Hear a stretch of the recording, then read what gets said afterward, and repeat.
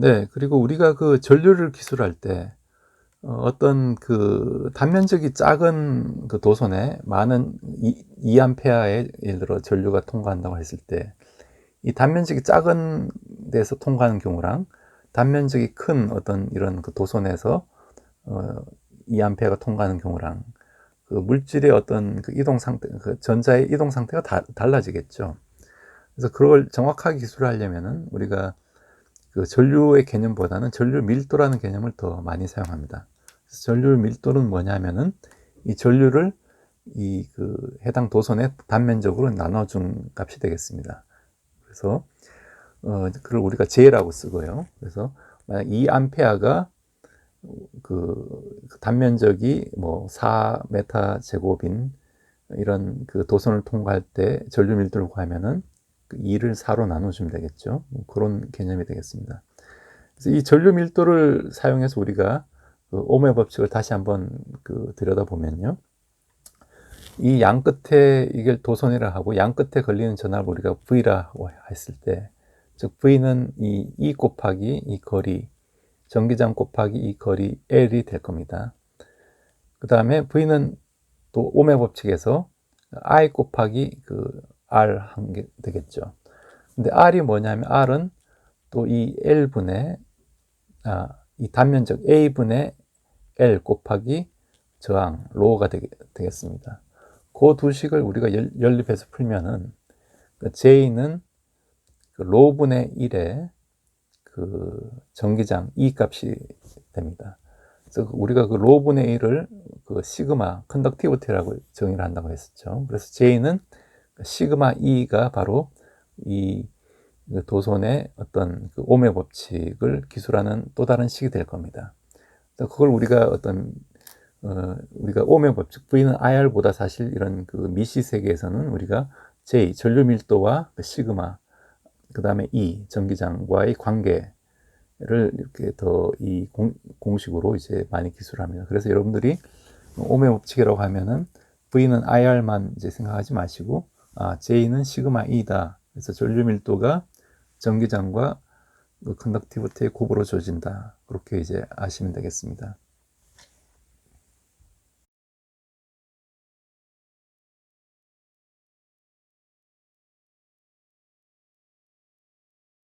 ohm의 법칙을 어떤 미시적으로 조금 더 이제 들여다보면요. 제가 그 고전적인 그 드루드 모델이라고 있다고 했었죠. 그게 뭐냐면은 이런 그 금속 내 전자들이 아까 굉장히 많은 수가 있는데 얘네들이 이제 움직이는 속도는 사실 굉장히 빠릅니다. 그 전자가 하나가 움직이는 속도는 뭐 광속이 한 100분의 1 정도 되는 굉장히 빠른 값인데, 참고로 이제 광속은 초속 30만 킬로미터입니다. 그래서 거기 100분의 1 하더라도 이제 굉장히 빠른 큰 값이죠. 그런데 우리가 이 전자의 이렇게 랜덤하게 움직이는 이런 성질 때문에 그 평균적인 어떤 그 만약 외부의 전기장이 가하지 않았을 때는 이게 그 제자리에 정제해 있습니다. 그 평균 이동 거리를 따지면은 이 서로 이렇게 상쇄돼서 랜덤하게 움직이기 때문에 그 이동 거리가 0이 되는데, 여기 전기장을 가해주면 어떻게 될까요? 가해지면은 이 전자가 이제 전기장 내에 들어가 있으니까 이게 가속을 받겠죠. 실제로 또 전자의 움직이는 방향은 전기장의 반대 방향이 됩니다. 이게 마이너스 전하니까. 그래서 여러분들 또 기억할 게 이 전류의 방향하고 전자의 실제 운동 방향은 이제 반대다라는 걸 또 기억을 하셔야 되고요. 그래서 전자가 아무튼 이제 그 힘을 받으니까 F는 이제 QE라는, 즉 E 곱하기 라지 E라는 힘을 받겠죠. 그럼 이제 가속 운동을 할 텐데, 그럼 점점 전자의 속도가 빨라지겠죠. 근데 실제로는 그렇게 되지 않습니다. 왜냐하면 어느 정도 이제 가속을 하고 나서 또 다른 어떤 뭐 이온이 됐든지 혹은 다른 전자가 됐든지 이제 충돌을 한다고 보고요. 그래서 속도를 다시 잃어버립니다. 속도가 다시 0이 되고요. 그래서 이 평균 동안 우리가 충돌하지 않고 가는 시간을 이제 릴렉세이션 타임이라고 하기도 하고, 혹은 뭐 평균 충돌 시간이라고 하기도 합니다. 굉장히 짧은 시간이고요. 그래서 그 식으로부터 우리가 예를 들어 전자가 멈춰 있다가 가속될 때까지는 그 균일한 전기장이니까 그 등가속도 운동을 하겠죠. 그래서 그 가속도가 어떻게 되나요? 전자 질량 F가 ma니까, 즉 A는 m분의 F가 될 겁니다. 여기서 m은 전자 질량이 되고, 힘은 어떻게 되나요? 힘은 전자 전하량 곱하기 전기장 한계, E 곱하기 라지 E 한계 되겠죠. 그래서 요 식을 이 전자 가속 가지는 이제 가속도가 됩니다. 그럼 이 식을 가지고 우리가 그 등가속도 운동으로 기술을 하면은 이 전자의 그 최종 속도는 그 a 곱하기 이 시간 한계 이제 그 평균 충돌 평균 시간까지의 그 타우 값, 우리가 타우라고 했는데 그 타우 값에다가 아까 저희가 구한 그 a 값을 곱해준 게 바로 그 전자의 그 최종 전자가 얻는 그 최종 속도가 될 겁니다. 그걸 우리가 그 드리프트 빌라시티 유동 속도라고 하고요. 그래서 그 유동 속도를 우리가 그 구할 수가 있습니다.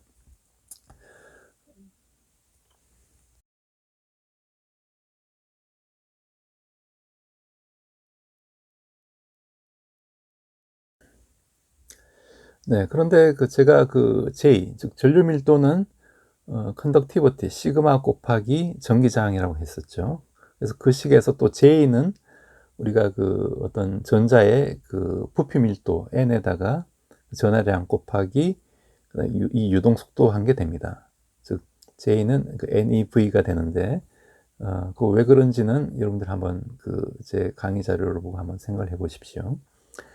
그 식을 쓰면은 그래서 우리가 그 J에서 그 J는 시그마 E인데 아까 그 이 시그마 값을 우리가 구할 수가 있습니다. 즉 컨덕티비티를 구할 수가 있는데 그 값이 어떻게 되냐 하면은 여러분들 그 n분의 n 2제곱 타우 이렇게 주어집니다. 그래서 즉 전자 질량이 있고요. 그 다음에 전자의 어떤 부피 밀도, 그 다음에 전하량, 그 다음에 우리가 그 충돌 평균 시간만 알면은 이 컨덕티비티를 구할 수 있고요.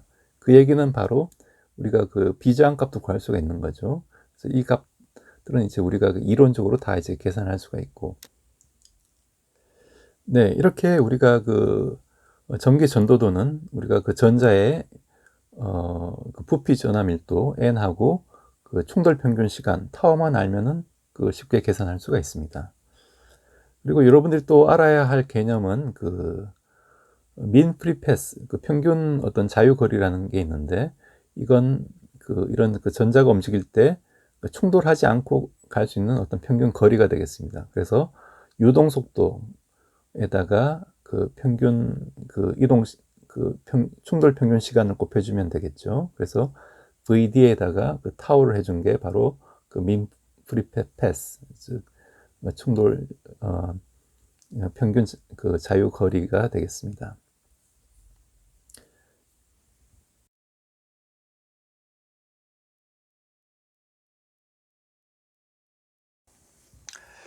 네, 그럼 제가 이런 그 드루드 모델을 여태 좀 장황하게 설명을 했는데요. 그럼 이 드루드 모델이라는 게 이제 그 전자가 그 전기장 내에서 즉 전이차가 있을 때 이제 움직이기 시작할 때 이제 가속이 된다는 거죠. 그런데 이제 멀리 못 가고 이게 충돌하기 때문에 다시 그 속도를 잃어버리고 이런 것들이 즉 충돌이 바로 그 저항의 원인이 된다 그런 얘기인데 그럼 실제로 이런 그 고체 물리학적인 입장에서는 어떻게 이 이론을 이제 해석을 할 수 있냐면은 그 실제로 이제 고체 내에서는 그 양이온들이 즉 예를 들어 구리 같으면 구리의 그 양성자들이 규칙적으로 이렇게 배열이 되어 있습니다. 그 위로 이제 그 자유전자들이 이제 움직이고 있는 그런 상황인데요. 그래서 보통 이제 구리 같으면은 이가 이온이니까 그 자유전자를 이제 두 개를 내놓을 수가 있을 텐데 그 자유전자가 이렇게 이제 도선을 따라 이제 마음대로 이동을 할 수 있습니다. 근데 그럼 이 구리 전자가 느끼기에는 이 플러스 이온의 어떤 그 인력을 주기적으로 느끼게 될 겁니다. 그런데 또 재밌는 게 이런 그 어떤 규칙적인 그 우리가 그 포텐셜, 피리어드 포텐셜을 하는 이런 규칙적인 어떤 이런 그 포텐셜 내에서는 이런 효과가 거의 그 전자의 움직임을 방해하지 않습니다.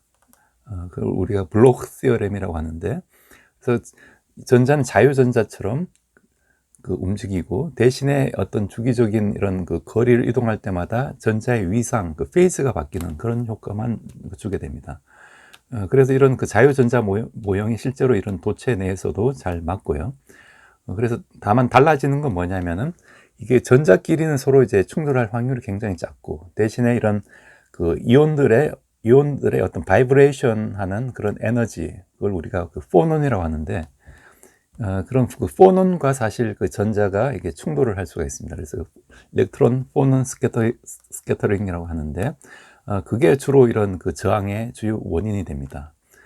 그래서 우리가 정량적으로 이런 저항을 온도에 대해서 이제 우리가 플로팅을 해보면은, 온도에 대해서 이렇게 선형적으로 이렇게 증가하는, 즉 온도가 올라가면은 저항도, 즉 비저항 값도 선형적으로 증가하는 이런 현상들이 많이 나타나는데, 이걸 우리가 이런 일렉트론 포논 인터랙션으로, 즉 전자와 포논, 레티스의 바이브레이션 에너지를 우리가 포논이라고 하는데, 즉 격자 이온들이 이렇게 진동하는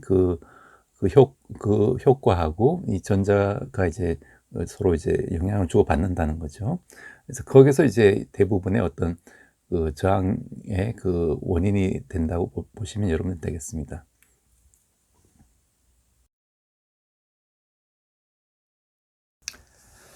네, 여러분들 오늘 제 강의가 뭐 그렇게 좀 깔끔하지 못했던 것 같은데, 그 점은 좀 양해해 주시고요.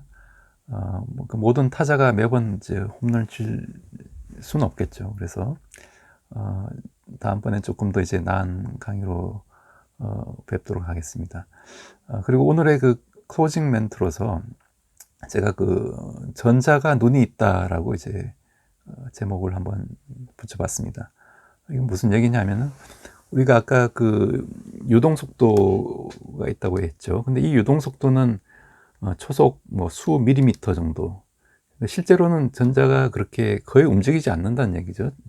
전기장을 걸어도. 그러면 어떻게 우리가 이런 전기 스위치를 켰을 때 바로 이렇게 전등에 불이 들어오고 전류가 흐르느냐.